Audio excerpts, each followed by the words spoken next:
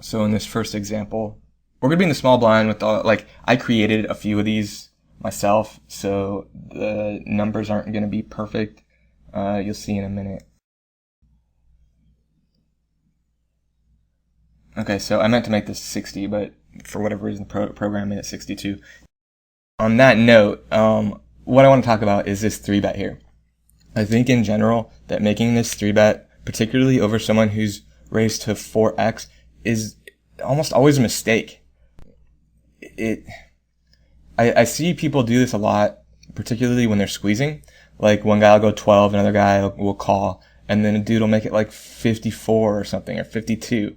And I really don't think that there's any reason to make any 3-bet larger than like 48 at 100 big blind depth at 2-4. And just because one other thing, just because these examples are all at 2-4 and higher, doesn't mean that this doesn't apply to you guys at lower stakes. These were just like sort of shells of hand histories that I already had that I just adjusted a bit to illustrate these few points.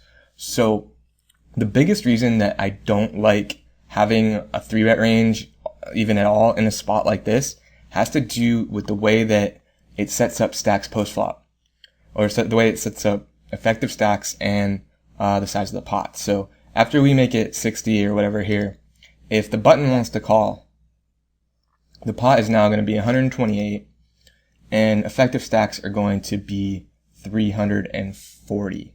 Essentially, this leaves us with like a fairly big dilemma. We have two options. One, we could try to go small here and then try to space it over 3 streets. So like in this scenario, you could try to make it like 48, and then if button calls, you could try to do something like 88 on the turn, which, I mean, I don't think this is terrible, but I think what's gonna happen a lot of time, or at least in my experience when I get myself in these types of spots, or whenever I find myself in a spot where I'm out of position and the stack to pot ratio is such that I can't really space it over 3 streets without making severely small underbets like this here, this 48.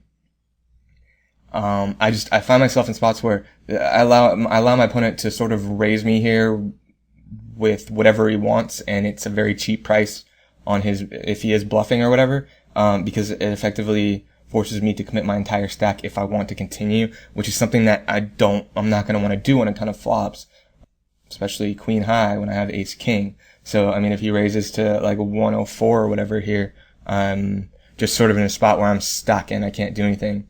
And I just have to fold. I don't even think that's the biggest issue here, though. The biggest issue here has to do with the type of scenario that you're allowing your opponent to be in pre-flop.